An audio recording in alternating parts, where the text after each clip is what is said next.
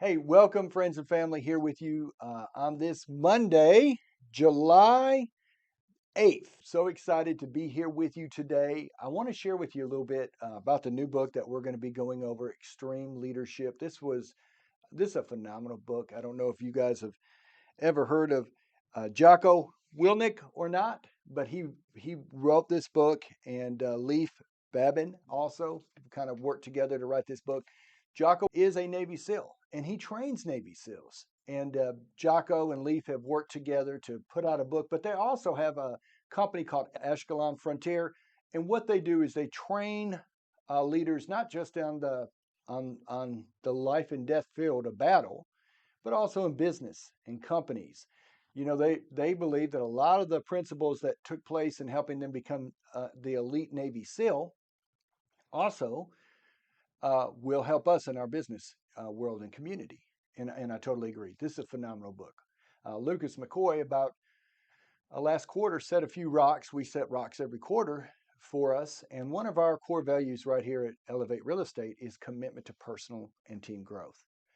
And so Lucas has set a rock to read, I think, 4 or 5 business books that quarter, books on leadership, books that will help him personally grow.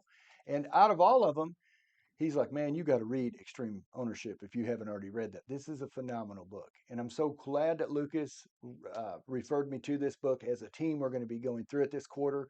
So I'm going to be sharing with you and perhaps some of our teammates. I thought Sierra, I thought Casey, I thought, man, these guys did a great job sharing. So I don't want to hog this opportunity. I want to share these opportunities for leadership and growth with you. And hopefully some of our team members can get on here and share with you as well. So, guys, here's some things I learned about Navy SEALs, that out of all the Navy, only 1% will qualify to be a Navy SEAL. So, out of all the Navy, only 1% will qualify to be a Navy SEAL. So, you're very elite if you're a Navy SEAL. When they start the training, and it was started, I believe, Navy SEALs were started in 1962. They're a special ops team that will, team too. They're team folks. And they will go on special missions, elite missions, and they work together. And so they're the very elite, the very special. Um, Out of all those that sign up to be in the Navy SEALs, they'll graduate about 20% of them. So the job really of an instructor is to run off the other 80% to get to the really good ones. Why do they run those 80 off? Well, they feel that if you're going to quit in this atmosphere, then when bullets are flying and you're in a foxhole, you may not be reliable. So they want to run you off now before you're actually in battle. They consist of teams. A lot of them are 2-man teams. They all have the same training, up to 16-man teams.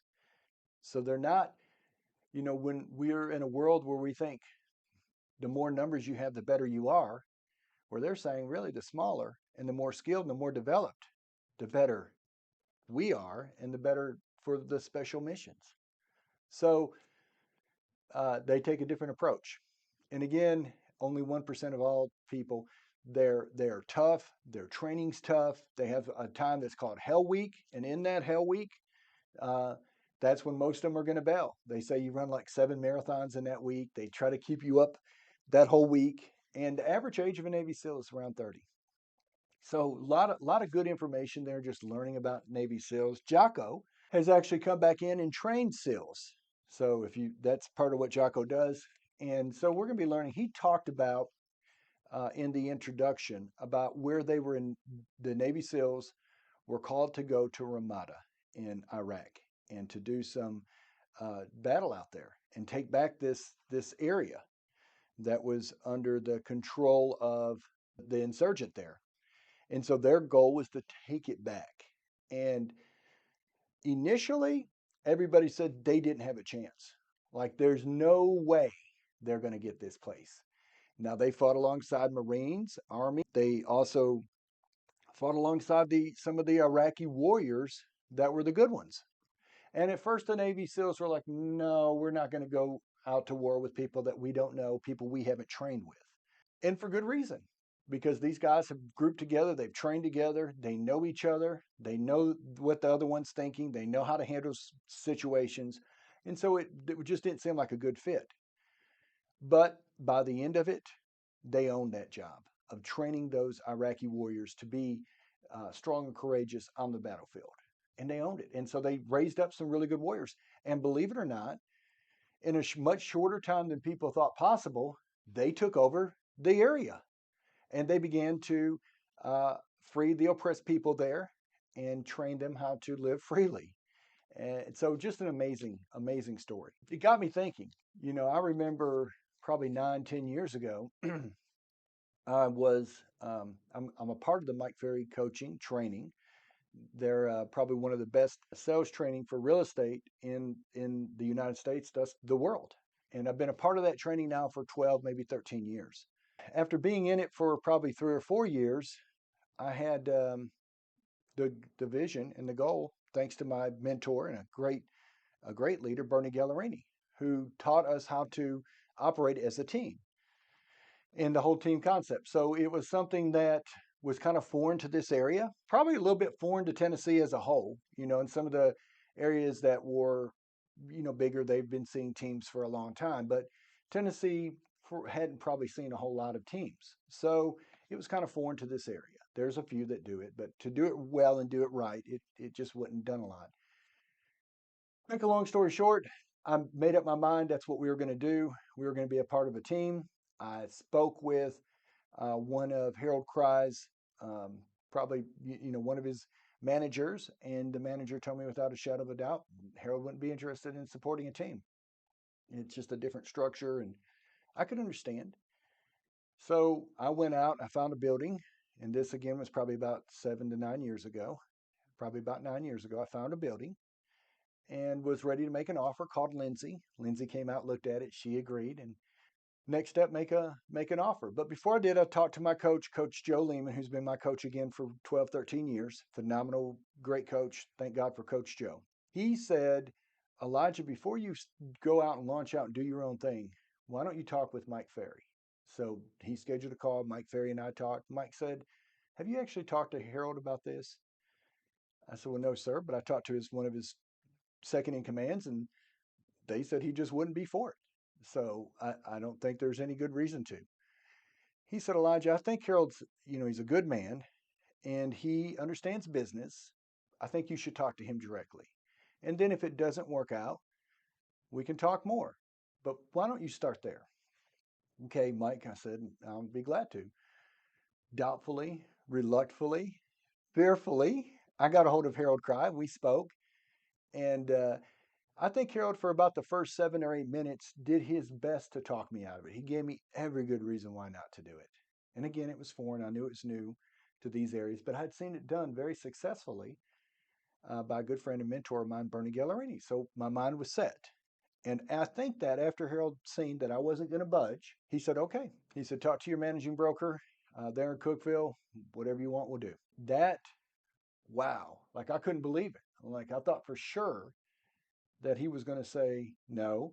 In fact, I remember talking to somebody that was a Crowlock agent that said that they had talked about the splits and the commissions that were being offered, and Harold just wasn't going to budge on it, so he left. And so I didn't think I had a shot of him saying yes, he would do that. But again, and then Harold said to me, he said, "All right, Elijah, talk to you, do whatever you want," and he said, "But don't get too big for your britches." No, sir, I will not. Thank you. But that was unexpected, and I didn't think that was going to happen. So, cool thing is that for 7 consecutive years in a row, we were Crowlike's top team. 7 years in a row, probably would have been 8 had we not started our own company, Elevate. I believe it worked out good for Mr. Cry. I'm confident it worked out good for us. Everybody would have said that's impossible.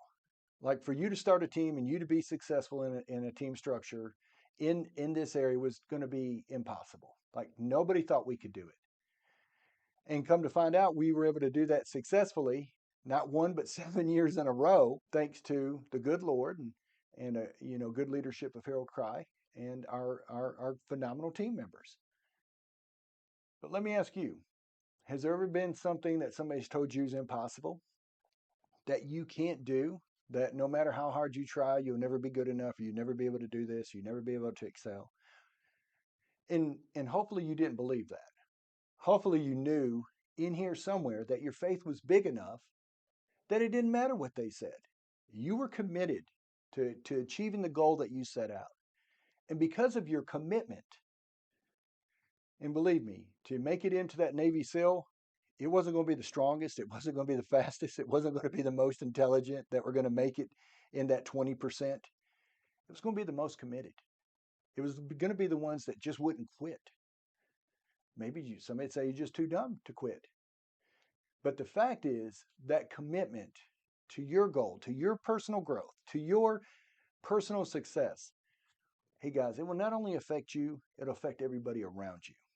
So don't give up. Don't quit. If you've got a big dream out there and everybody's saying you can't do it, let that be fuel.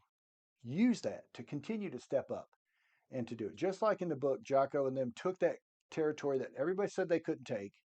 There just wasn't no way, yet they did because they owned it and they were committed to it. So, guys, what are you going after? What mountain are you climbing? Uh, what goal have you set? Maybe you need to dig it up. Maybe you need to dust it off. Maybe you need to get it back out and just recommit. Just push in one more time.